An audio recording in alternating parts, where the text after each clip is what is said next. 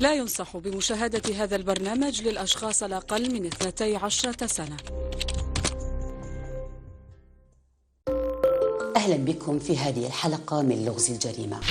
قضية اليوم تدمع لها العين ويدمي لها القلب، حين يتعلق الأمر بقتل أم بطريقة بشعة على يد أقرب المقربين إليها، لتتحول فجأة حياة عائلة بأكملها إلى جحيم.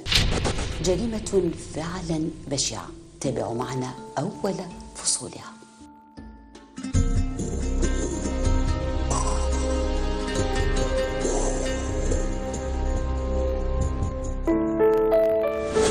عنابة أو لؤلؤة الشرق من أهم المدن الساحلية في الجزائر، مدينة ساحرة تلهم كل من زارها. البوني من أهم المدن في ولاية عنابة، وثالث بلدية من حيث عدد السكان، تبعد عن وسط المدينة ب5 كيلومترات. عرفت هذه المدينة كغيرها من المدن الجزائرية المكتظة بالسكان جرائم مختلفة اهتزت لها النفوس واقشعرت لها الأبدان. حي 200 مسكن. في هذا البيت المتواضع تسكن عائلة من 8 أفراد. كانت هذه الأسرة تعيش حياة عادية كباقي الأسر الجزائرية، إلى أن كبر أفرادها وكبرت معهم احتياجاتهم ومشاكلهم ومعاناتهم مع الزمن، وبالأخص بعد مرض ابنيهما فارس وعادل. الدراري هذوما كانوا لاباس عليهم، وكانوا يخدموا لاباس عليهم، واحد ماس وواحد لافاش يخدم في اللافاش. من بعد ولا سمعت الطفل الصغير هذايا ولا يخدم ماس، والاخر صافي يخدم في الماء، يغسل الطوموبيلات كما نقولوا حنايا ويجي يروح لاباس عليه. عادل 25 سنة، فارس 27 سنة. يعمل فارس بناء، أما عادل فيشتغل في غسل وتشحيم السيارات. خوه الاخر الصغير هذاك راح يخدم عند واحد السيد ما خلصوش، سادي با ما عرف عليه، طلع له الدم ولا طلع له الغاز ولا ما عرفش كيف صار له، بطل الخدمه، ما حبش يخلصوا في الخدمه تاعو، ما حبش يخلصوا السيد هذاك، جا روح.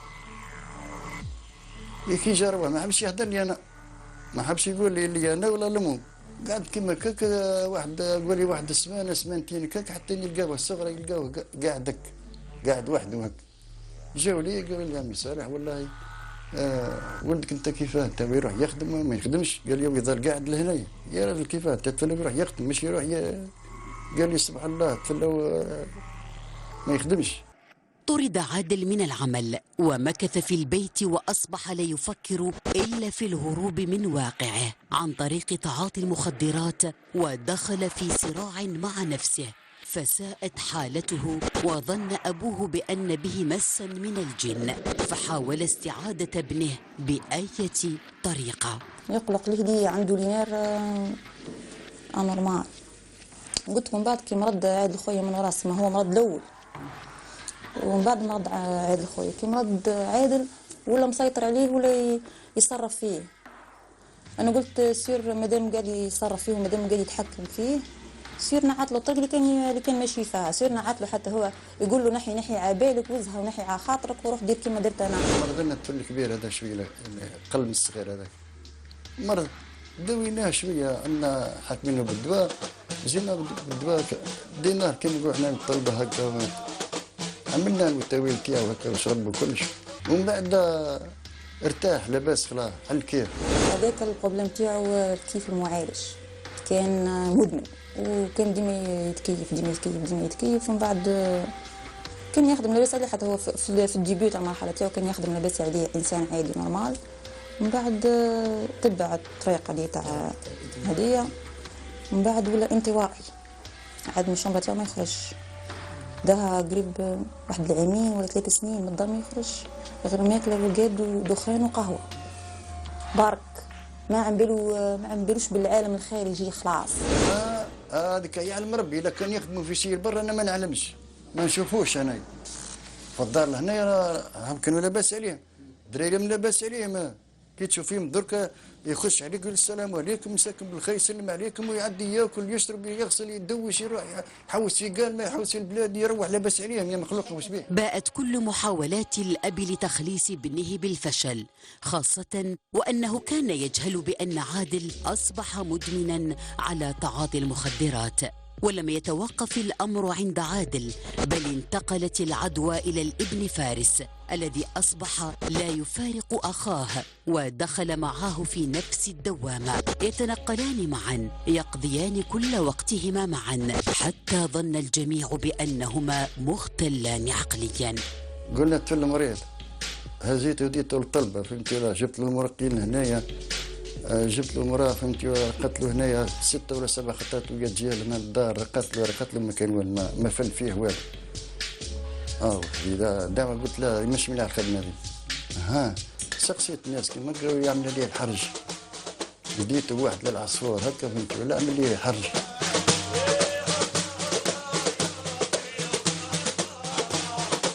ديت له هيشه من هنايا وقضيت له قضيه لا ورحت ليه عملت عليه الحرج كيما هكا.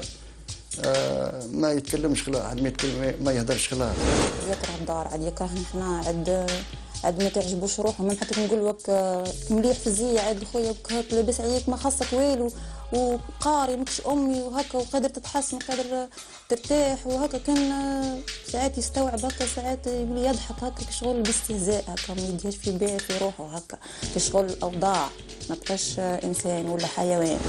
3 خطرات ونديه ونجيب ادي وجيب هدي وجيب. الطفل ما حبش يتحرك الله كيما السمه كيما الحجر دركا كيما توقف فيه يوقف قد ما يتحرك لا والو. ضرب عليه الحرج الطالب هذاك ولا وشي هو والقصب والبلادير هذيك تعرفي كيفاش ما فل فيه والو.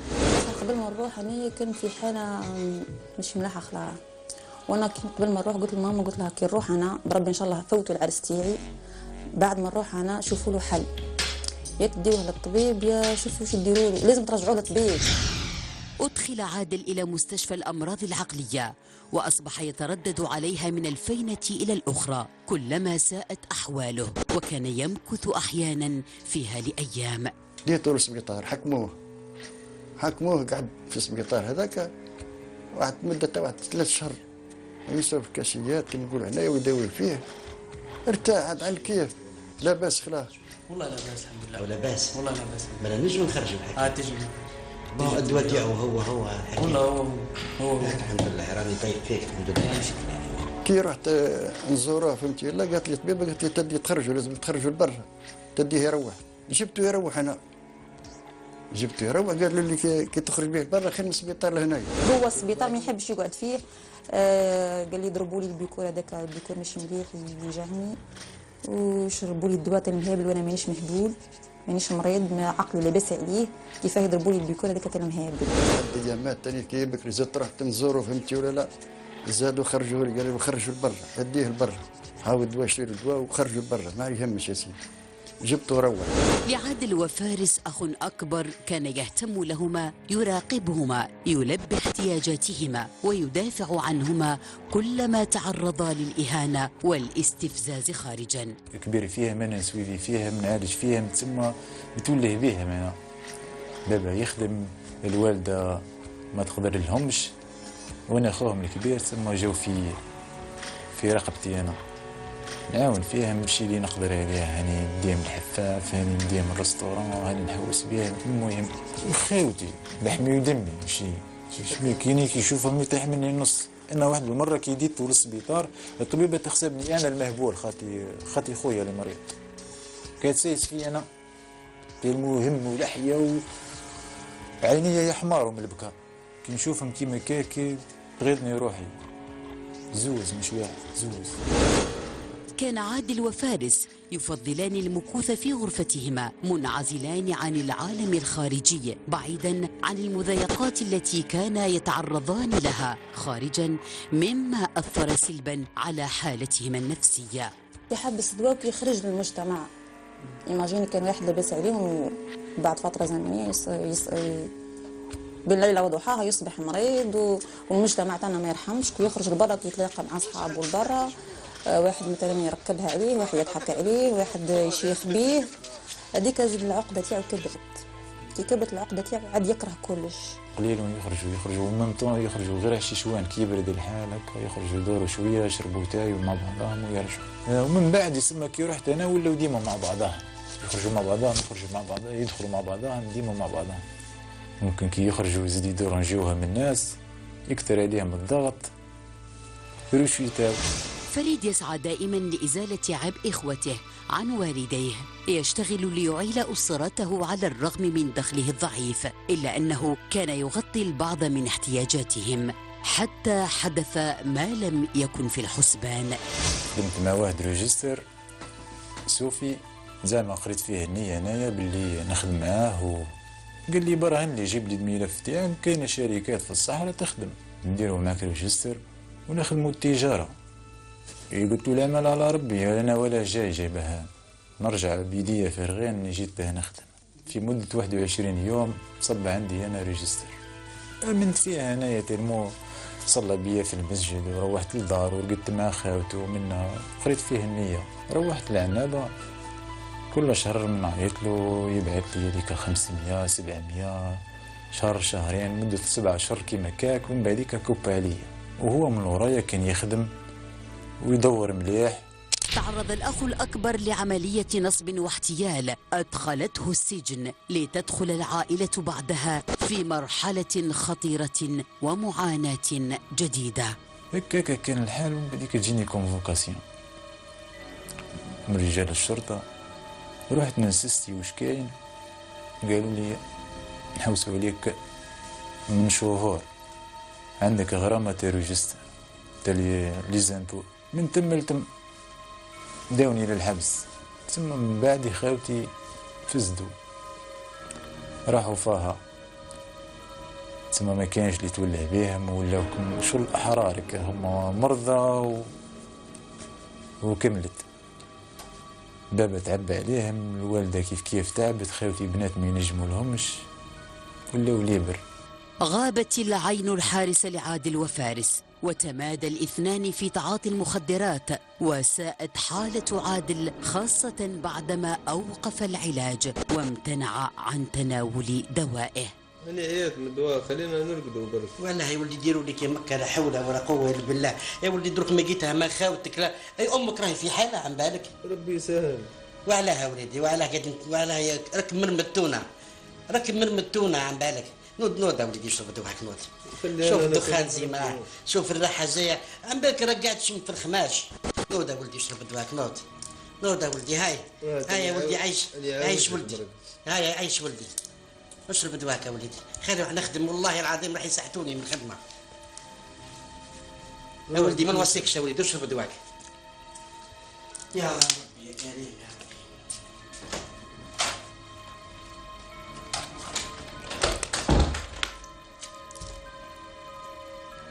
حسبني مهبول. احنا كنا عندنا امل بلي راهم كي يشربوا الدواء يتحسنوا، سيرتو عادل بقى. تشوفيه تقول ميت كيما تخليه كيما يبقى، ما يبوجي لا هك لا هك. انا نروح نحرك ونبوجي نوض ونديه نحوس بيه هكا يتنفس، نحفف له شعره ينسى روحه خلاص. ويسمعوا لي كي نهضر معاهم يسمعوا لي، نقول له ما تقعدش ولا نوض روح دور ولا كي يسمعوا لي. الحاله تاعو مش نورمال خلاص، عاد يهضر مع روحه، عاد يطلع فوق في لاطيراس يولي يهضر مع روحه. نحسب بقى يتعارك مع واحد مثلا من الجيران ولا ما نقوليش، نقول بالك عنده واحد يتعارك معاه الفوق، هو يحكي داه بالسريع وهو قاعد يحكي وهو قاعد يعارك. من بعد كي يهبط نقول له من كنتي تحكي؟ نقول لا نورمال حتى شيء. كيفاش كنت قاعد تعارك الفوق؟ ما كنت تعارك. نقول لا نورمال. كي يخزر معاه كي يلبس قش ويعض روحه في روح المرايه ويولي يحكي. تسمى كي يحبس الدواء تهلوس.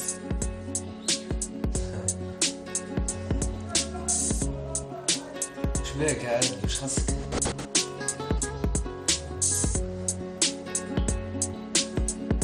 خاصك زطلة كاشيات جيبهم لك نحضرهم لك، ادهم برك. امك اختك نحيوهم تشتغل خلاص لما كنا نحياهم.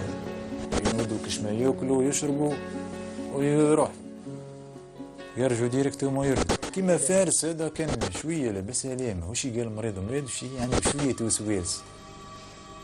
الكبير فارس عنده شويه بركه وسواس عادي، ما يحبش يروح يخدم، ما يروحش على روحه. دي فوا نمدوا المصروف، دي فوا هكا ندسكيتي معاه نحكي معاه عادي، بصح عادل مريض ما ضرور يضر دي فوا كيروشيتي هكا يولي يخوف. أصبح فارس وعادل في كل مرة يطلبان المال من والديهما، وكان بعض المال يذهب في إشباع رغباتهما من السموم. يعني مدتك البارح فضلوا تاع البارح؟ في البارح وفي البارح. وانا تاكل برا ولدي. يا يومكم طيبة وراني خسر دمي في الماكلة تاع اليوم وديما خسر قلبي غير في الماكلة، وانتم تاكلوا برا ولدي، واحد عليكم في الماكلة، وانا هنا امك تتعب. ياك عم بالك بيا ناكل غير برا انا. ولدي راني ما عنديش يا ولدي، راني والله ما عندي يا ولدي، صدقني والله ما عندي. هاكا ولدي روح نصرحك ولد انت اخوك ولا. يا ولدي والله العظيم والله هاني نحي فيها من الحم عجاك. هاني انا وفارس نحيك فيها ولم. يا ولد الدخان ما عنديش باه نشريه، هاني غادي نشري بالقارب.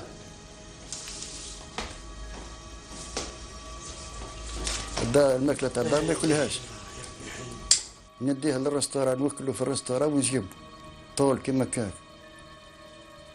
قال لا ما عدتوش تمدوا لي نروح للرستوران، تمدوا لي سوار نروح للرستوران ناكل ونخلص ونجي.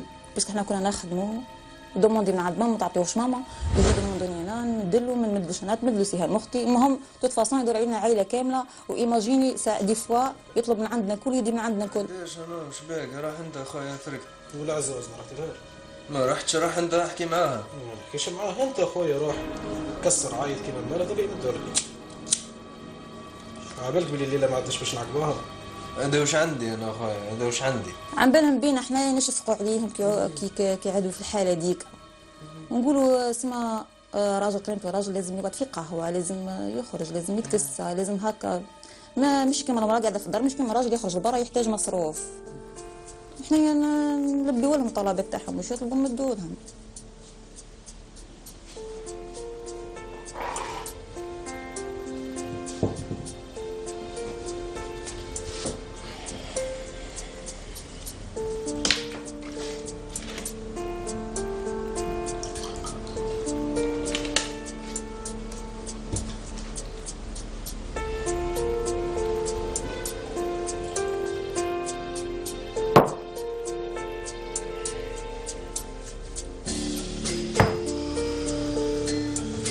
درك يا دمه مازالوا ما جاوش، يجروا على عبد النهار نعدي كلهم درك.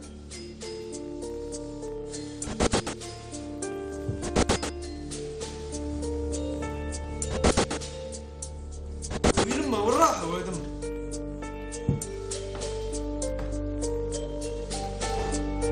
إيمان نعم. روحي. ويني ماما؟ ما نباليش. شو صنعت؟ هاني عطيتك لا ديرنيير فوا. يا بنتي ما دايريش على ديرنيير فوا. اجبد صح تلقينا العبد يبدا درك يحول لك. اجبد صح. استنى سي بون يزي.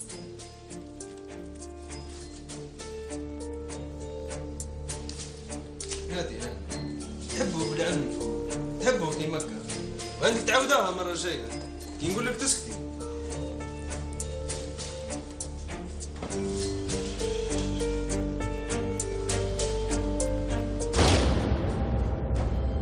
ربة هذا البيت سيدة حنون وطيبة، كان كل همها استعادة ولديها عادل وفارس. كانت الأم تحن عليهما وتحاول جاهدة ألا ينقصهما شيء. حالتهما كانت تقلقها وتحرص بشدة على علاجهما ليتم شفاؤهما في أقرب وقت. ماما كما أي أم تحب ولادها، تحب متهلية فينا كل كي بعضنا، وبصفة أعلى وأقوى بالدراري اللي خواتي اللي كانوا مرضى.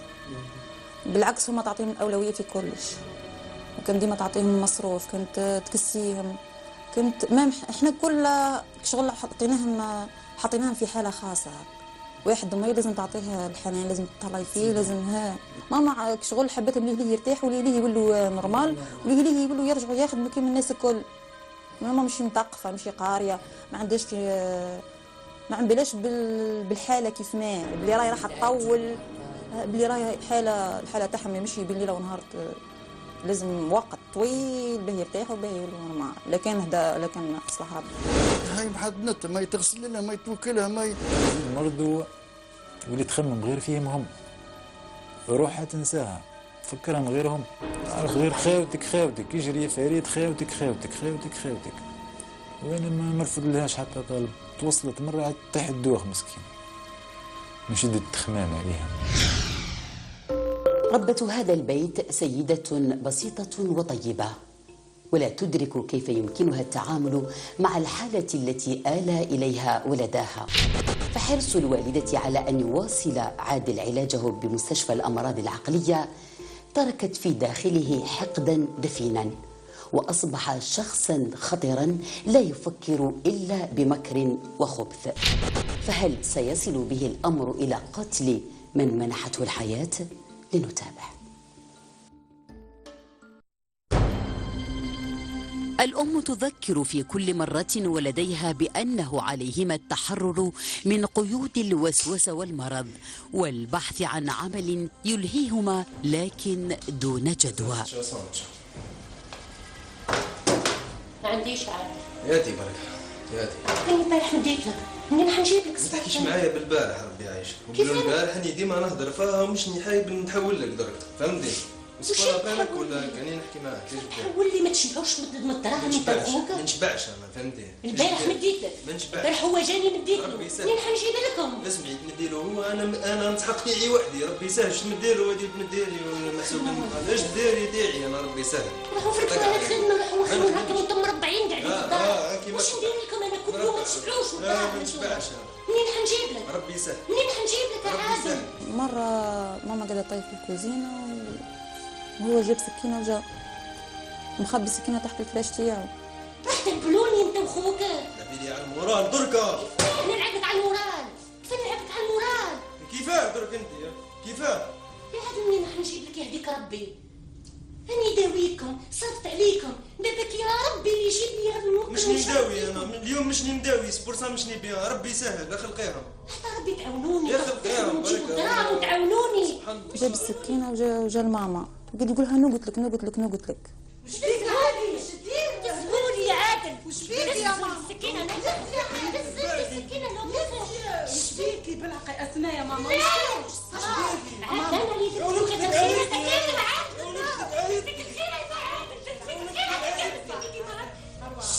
وش يدير لي؟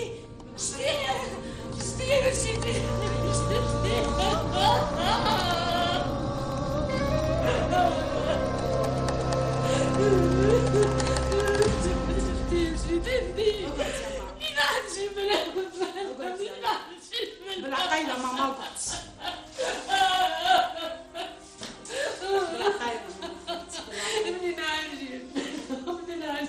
ماما يوم نشوفي مخه وماما والله ما في عقله وماما خويتش.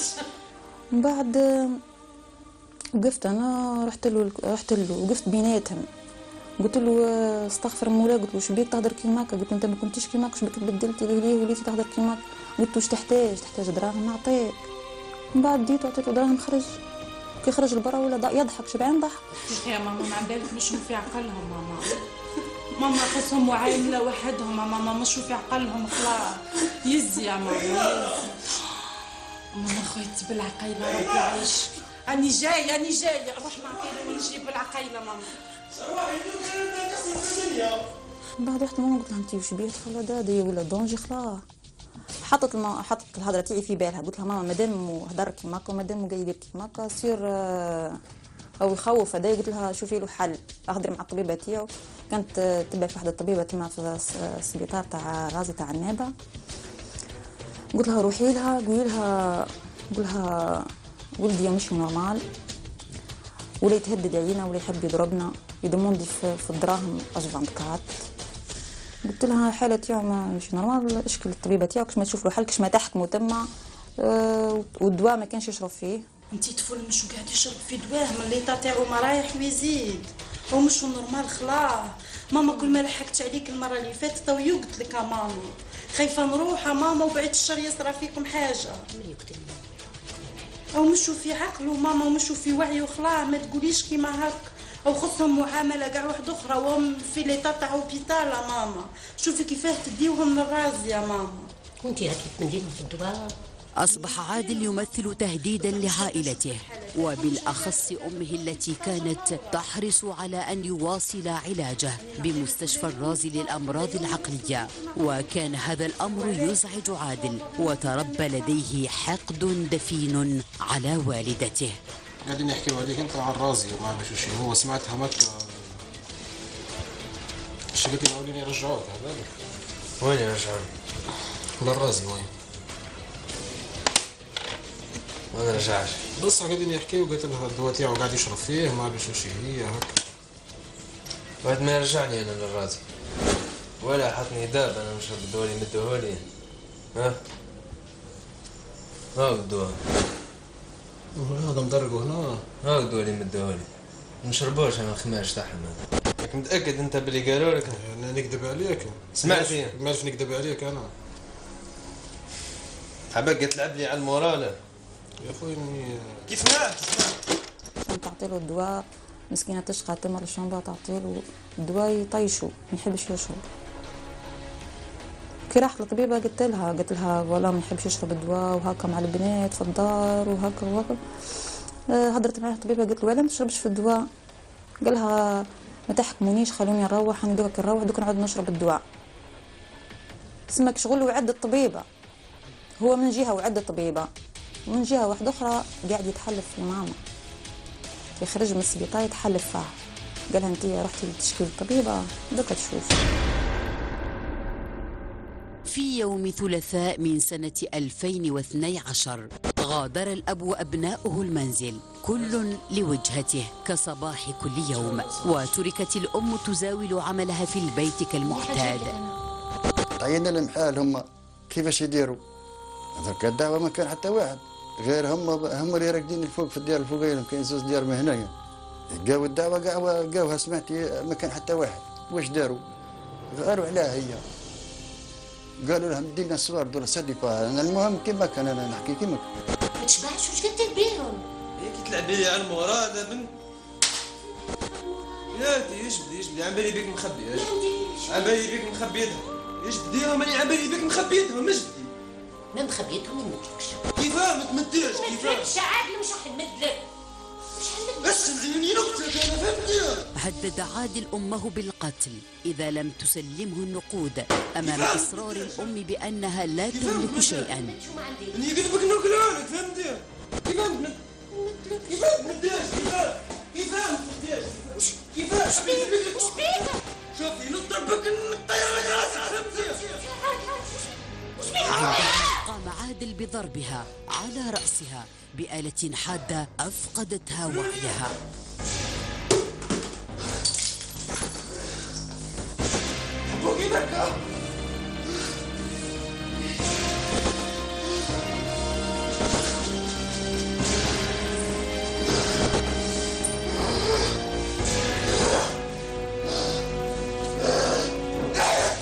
استرجعت الأم وعيها وحاولت تخليص نفسها.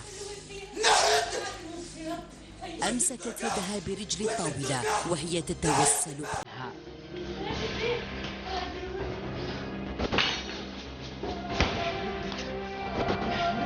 لكن مكر عادل تعدى الحدود، فأحضر سيفا ووجه إليها ضربة على يدها حتى قطع إبهامها.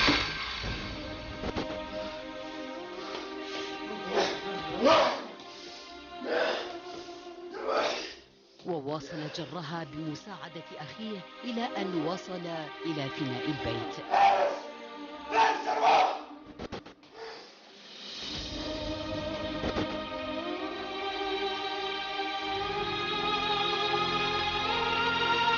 كانت في الفناء بالوعة تعاون الاثنان على فتحها، وتخلص من أمهما برميها داخل البالوعة ووضعوا حجارة فوقها وأحكموا غلقها.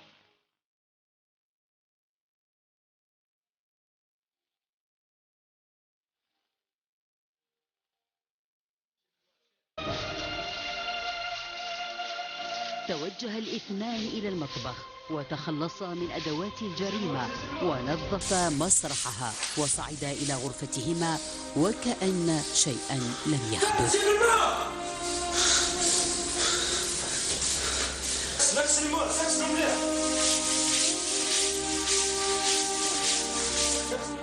فوجئ الزوج وأولاده عند عودتهم إلى المنزل مساء باختفاء الأم. روحت انا جيت من هيك على ساعتين تاع العشيه، جيت نروح نلقى الباب نلقى المفتح في الباب حاصلين. ندير في قهوه ندير لكم نط. مش بين انا لقيت الفتح انا معلقين في الباب. وانا نبالي سبحان الله. وراحت امك انت؟ ما نباليش انا، ما نباليش بابا. كيف ما نباليش يا ولدي؟ ما نباليش، خلينا ندير لكم نط خلينا. سبحان الله. يا ربي المرة دي راح تقضي ولا وش هي دعوت هذه. ما تخليش المفتاح كما في المفتاح في الباب. حل دزيت انا الباب كما كنا بعد تفلت نلقيه طيب في قهوه. ها ولدي قلت انت كيف طيب في القهوه؟ قال لي انا ضوي نضرك، انا نشرب قهوه دوك، انا ضوي نضرك. خليته وسيدي هو يشرب قهوه على روحه. هز الفنجان تاع القهوه طلع به فوق الديال الاخرين. ظن الأب وابنته بأن الأم قد غادرت البيت باتجاه أحد أقاربها، وبعد إجراء مكالمات هاتفية تأكد الجميع بأنه قد أصابها مكروه ما. راني راح ندوخ. عيطي اخوانك، عيطي انا ما عنديش تليفون، ما تعرفيني انا. قعدنا للعشاء، عيط العشاء ما كانش.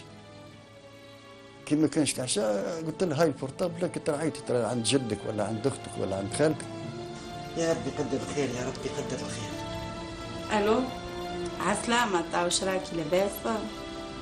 والله الحمد لله يعيشك، وانتي صافا؟ مزيان الحمد لله. حبيت نسقسيك ربي يعيشك، ماما ما عندك مش عندكم؟ يا صح دوك نعيط اليوم. صح مش عندها اختها، وهي غرت عليا واحد الدخت غرت عليا الدخ، قلت لها اجري فرشي لي برك. غرت عليا واحد الدخ انا مش مريق الخلاه، فرشي لي برك، فرشي لي يا بنتي. تمديت كما هكا بعد لبست القدواره وتمديت في الشمره الاخرى، وهي راح تغسل في القرابش. الطفله الصغيره خلاها راح تغسل في القرابش زمان هكا شويه، قولي ل 12 ل 11 وحنا ليه وين قاعدين غير نبانسيو برك. مديت كما كاك وهي راح تغسل في القرابش. يا ربي ويني دي 10:30 ما بانتش. دخلت البنت المطبخ فوجدته كغير عادته. قلبت وين أمه. وبينما كانت تقوم بترتيبه سمع الأب صراخها فتوجه مسرعا يستطلع الأمر.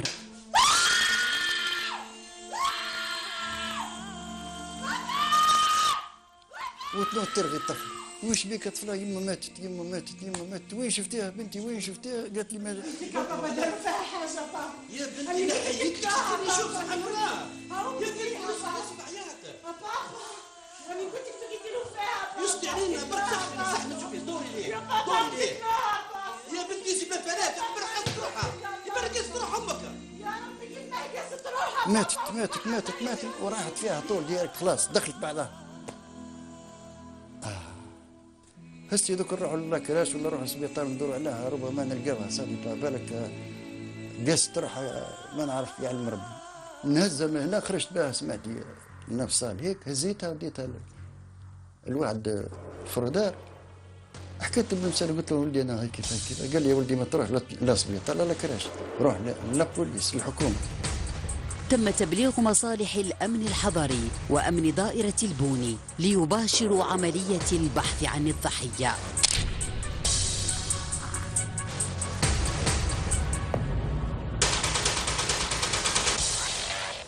نزل رحت للبوليس، وصلت للبوليس، جاوني هنا للبوليس. حوسنا من ما كان شيء، ما كان والو.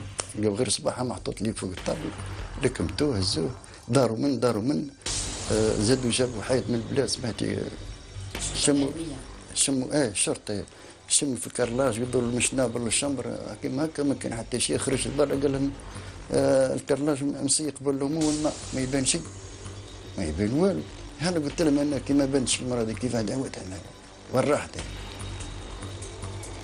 المرأة هذه يا حكموها ولادها قتلوها وقصتوها وخرجوها في الشكاير، نلقى تفل الفوق راقد ما حبش يتكلم، ما حبش يقرني، ما حبش يقول لي هو هنا. والصغير هذاك البرا يدور يحوس البرا. شوفوا الرقاره هذيك اللي يسيب تاخلاها مش محلوله باه ما يخرجوش الهواء تاع الرقاره هذيك، هاي مسيمه خلاها ما كان والو. روحوا شوفوا لي الرقاره صح. اذا ما كانش في الرقاره المراه داوها لبرا، قتلوها وداوها وسكار وداوها لبرا. ما كان حتى حد يطلع هكا، يطلع هود ما حبوش يحلوها. ما لا قلت لهم خلي نموت انا كي مرتي راحت فهمتي ولا حتى انا ثاني خلي نزيد نموت، خلي كان ارهابي في نص الرقاره هذيك نموت فيها انا حتى انا ثاني، خلي نقلب الرقاره هذول. قلبت الرقاره ونلقاها سبعتي مطيشه في نص الرقاره من داخل. بعد عملية بحث طويلة عثر أخيرا على الضحية داخل بالوعة المنزل. امه فهمتي ولا لا، امه اللي جابته يروح يطيش الرقاره ويزيد يطيش على البوردور تاع الطريق اللي هزت تاع الطريق هذيك الكبيره هذيك تاع البوردور هذيك مع الطريق هذيك، واحده قد نكها فهمتي ولا، ويزيد يطيشها فوق منها. وش بيك هذايا؟ او غماوها خلاص. تلقت عناصر الحماية المدنية البلاغ من مصالح الأمن الحضري، فشكلت دوريتها وتوجهت على جناح السرعة إلى مكان الحادثة.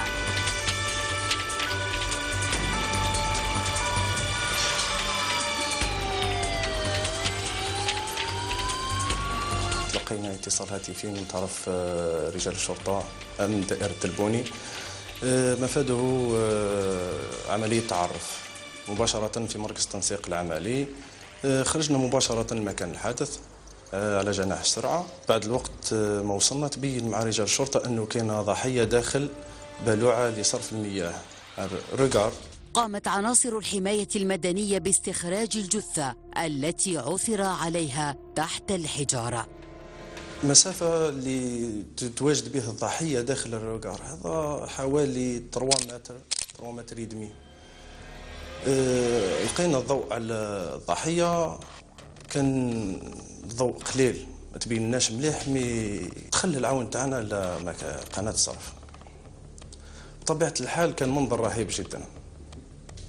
كانت امرأة ملقاة الداخل وفوقها حجارة.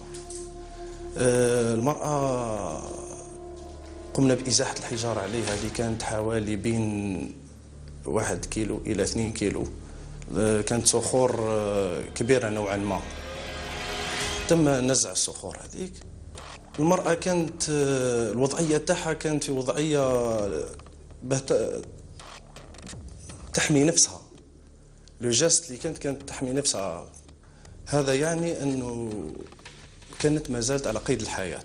بطبيعة الحال قمنا بإزاحة هذوك الصخور وربط الضحية بطريقة نظامية اللي عارفين نتعاملوا بها في استخراج الضحايا. كان المنظر فظيع جدا لدرجة أنه أي واحد ما يقدرش يشوف اللحظة هذيك أنه الرأس تاعها إكرازي. وضعنا الضحية بجانب البلوعة بطبيعة الحال بعد حضور رجال الشرطة العلمية قاموا بتصوير الضحية.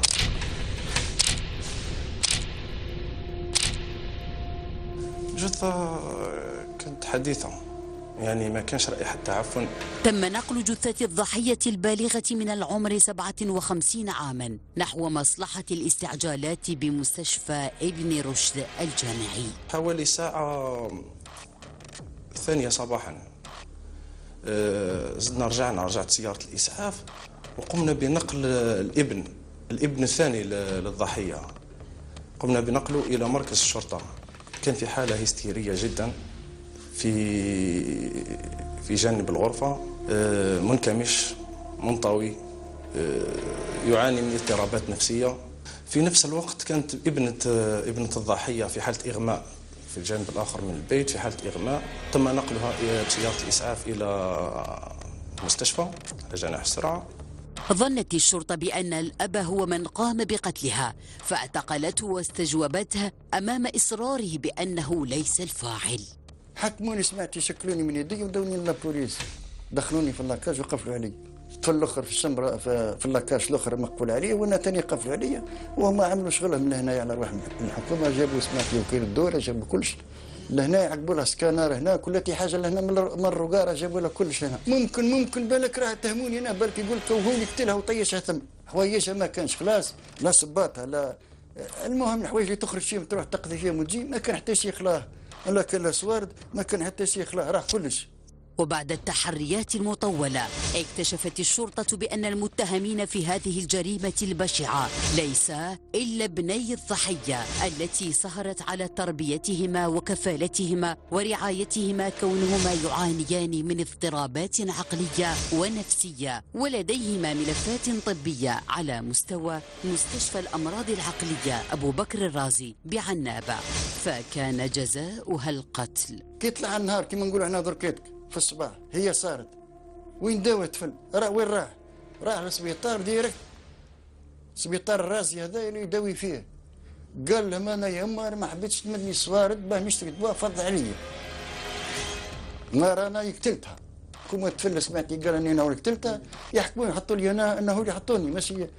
تم توقيف المتهم الأول الذي اعترف بمسؤوليته رفقة شقيقه في قتل والدتهما ومحاولة إخفاء جثتها. أنا توقعت حاجة تصرى في مك، توقعتها كيما وتوقعت يدير أكثر من هك، ماشي حاسة كان يضرب فمه، كان يقول لنا نقتلكم،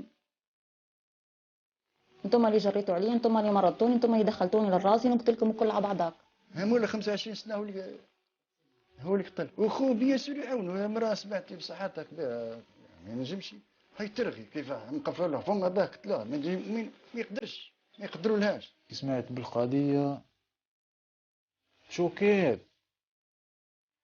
بس تقبلتها عبالي بيهم خيرتي مرضى يقدروا يديروا كلش والعزوز عبالي باهنية ماهيش كما يقولوا حيلية هكا يقدروا يكلحوها عادي وتقعد وحدها ما بالي بيهم باللي يديروها عادي وديما كانت كتجيني برواه مسكينة نوصاها يا ربي يرحمها ويوسع لها. انت كيفاه كون جا واحد مريض يعمل العملية هذه ما يعملهاش يضرب يقتل ما يعملش كيما سمعت لتما داروا لي الروتور رجعت المهم كملت لابين تاعي في الترانسفير جات لاكراسة 2013 خرجت لقيت الدار مبدلة خلاص لقيت نجم والخاوتي لي البنات الزوز وفي زوز قالي خويا الصغير ثم هاو دركا في عينيا ما نقدرش نشوفه غير هو المهم دركا لاباس تجيب مرأة معانا باسكو حنا رانا عائلة نظيفة وعائلة متربية تربينا كيما أيها الناس الله غالب صابنا ربي الابتلاء هذا نتحملوه حتى مالين هك ولا لا. انا ما بكيتش في الجنازه تاع ماما ربي يرحمها ما قدرتش نبكي الشوق ما غير نتفرج شغل قاعده نتفرج في فيلم هكا ما حمزه خويا قريب انتحر راح ضربها خبط راسه في الحيط راح لطريق ناسيون راح يقتل الروح. ايه ماما رحنين قلت لك اللي يشوفها يحبها إيه ديما ضحكة في وجهها ما هكا عندها واحد الكاركتير حنينة عندها براءة دراري صغار تكذب عليها كذبة صغيرة تصدق إيه تحب الناس الكل إيه سيرتو كي يجيوها ضياف مهما تكون صيف الضيف حتى صغيرة إيه تفرح بيه ما شاء الله. في العيد دي فوا دارنا تكون معمرة بالخيش الناس الكل يجيوها يحبوها سيرتو لا فامي كل يجيو بصح دركا ما كان حتى واحد يجي رمضان هي رمضان واحد ما طلع علينا عندي قد 3 رمضانات واحد ما جا فطر عندي صراحة مش بدك شغل العائلة تشتت الأم هي اللي تلم العائلة هي الحبل المتين اللي يلم الأسرة يلم الأولاد كي تروح الأم حتى ما كانش حاجة ترامبلاسي الأم ما كانش حاجة تعوضك على أمك كانت مرسلية فهمتي ولا لا حنينة ليا خلاص ما تتندى حتى بشيء خلاص تنهي ديما للخير خلت جرح ما يرتاحش جرح يبقى افي يبقى عايش معانا الجرح هذاك. تدخلنا في تدخلات عديدة شفنا ضحايا بزاف ضحايا دخلت في بصح هذه الحالة كانت حالة رهيبة جدا، لأنه أم وابنها أم وأولادها، الابن يرمي أمه ويضربها بحجارة، يرجمها بحجارة وهي ما زالت حية إلى غاية الموت ويغلق عليها، مؤثر جدا. راحت كي قعدت انا سمعتي كيما هكا راني الحمد لله يا رب. وي ساعة ما تروحش من راسي ساعة نشوفها كيما راه قدامي كتشوف ماشي ما تهضر معي. الجريمة البشعة التي لا تغتفر جردت الإخوة من حنانهم وتعاطفهم مع القاتلين، وحولت الحب إلى كره شديد. راهم في الحبس، من هنا الوزارة لهنا في الحبس، ما راهم حتى البلاصة لاباس عليهم. ساعة نلاقي صغرى كانوا معاهم يلاقيهم فهمتي في الحبس.